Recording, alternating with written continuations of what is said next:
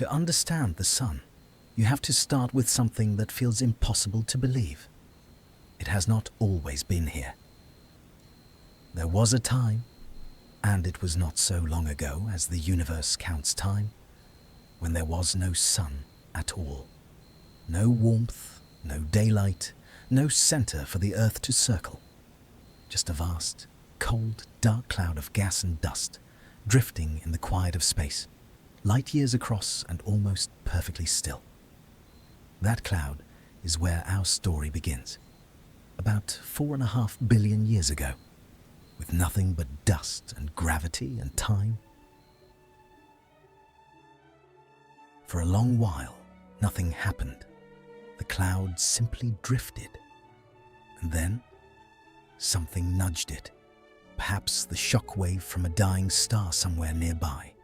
An old sun ending its own life and rippling out into the dark. Whatever the cause, one small region of that cloud began to sag inward, just slightly under its own weight. And once it began, it could not stop.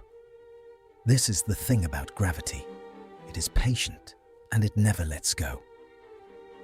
The cloud fell inward on itself, and as it fell, it began to spin, faster and faster, collapsing into a flattened, glowing disk with a swelling, brightening heart at its center. That heart grew hotter and denser and heavier, until at its very core, the pressure became so monstrous that something extraordinary happened. The hydrogen atoms, crushed together until they could no longer stay apart, began to fuse.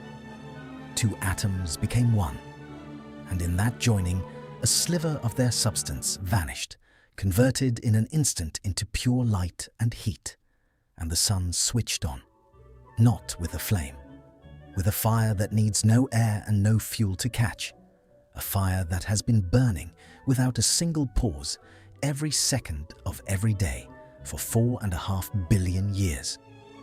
And everything that came after, the earth, the oceans, the air, you, formed in the leftover scraps of that ignition. We are, quite literally, the crumbs from the sun's table.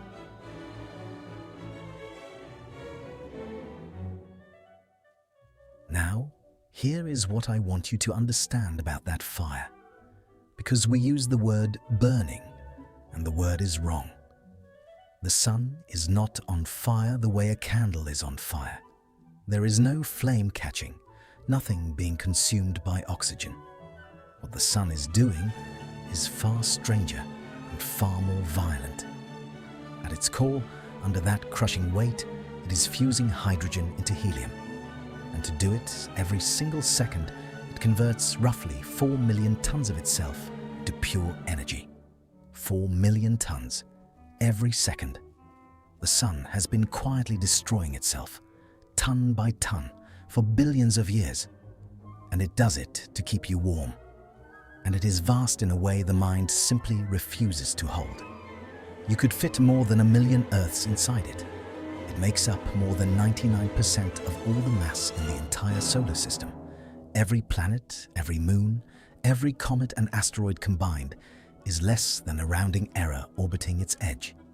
When we say the sun is the center of the solar system, we are understating it. The sun is the solar system. The rest of us are just debris caught in its gravity. And here is the part that I find genuinely difficult to wrap my head around. The light that lands on your face in the morning did not leave the sun that morning. The energy inside a single beam of sunlight began its life deep in the sun's core tens of thousands of years ago. It spent all that time fighting its way outward, bouncing through layer after layer of dense plasma, before finally breaking free of the surface, and then crossing 93 million miles of empty space in just 8 minutes to reach you. So the warmth you feel on your skin is older than our species, older than language, older than the wheel, older than fire itself. As we understand all of those, every morning you are being touched by something more ancient than all of human history. And now, I have to tell you the part that honestly gets to me. The sun is dying. Not someday in some vague and distant sense. It is dying now, on a clock, in stages we can predict with real precision. And one day, a day that is already scheduled, it will take the Earth with it. Here is how we know. We did not learn this by waiting and watching our own sun die. We will all be long gone before that happens. We learned it by looking up. The sky is full of other stars, and those stars are at every possible stage of life, being born, living quietly, and dying. We can see suns younger than ours just igniting. We can see suns our own age burning steadily. And we can see suns older than ours swollen, reddened, and blowing themselves apart. We have, in effect, watched the entire life story of a star like the sun, just told across 1,000 different stars instead of one. And so, we know what is coming for ours. Right now, the sun is middle-aged, about halfway through a life of roughly 10 billion years. But here is the cruel detail almost nobody knows. The sun does not have to die to end us. As it ages, it is slowly, steadily growing brighter, and in around 1 billion years, it will be bright enough to boil the Earth's oceans away entirely. Life here has perhaps 1 billion years left. The sun itself has 5. And then the real dying begins. When the hydrogen in its core finally runs out, the balance that has held the sun steady for 10 billion years will break. The core will collapse and heat, and the sun will begin to swell, outward and outward, 10 times its size, then 50, then 100 and more, its surface cooling and reddening as it grows into an enormous, bloated, blood-red giant. It will swallow Mercury, then Venus, and then its swelling surface will reach the Earth and our world. The small blue crumb that formed from the sun's leftovers will be scorched to a cinder or swallowed whole by the very star that gave it life. The sun made the Earth, and in the end, the sun will unmake it. But I don't want to leave you there. Because the death of the sun is not only an ending, it is also, quite literally, a beginning. And this is the part that turns the grief into something closer to wonder. When the sun finishes dying, it will not simply vanish. In its final act, it will gently cast off its entire outer body into space. Great glowing shells of gas drifting outward into the dark, lit from within by the exposed dying core at the center. For a brief astronomical moment, those shells will glow like a luminous ghost hanging in space. We have seen thousands of them around other dying stars. They are some of the most beautiful objects in the entire sky. And that cast-off material does not disappear. It drifts. It mixes with the cold clouds of gas and dust already floating in the galaxy.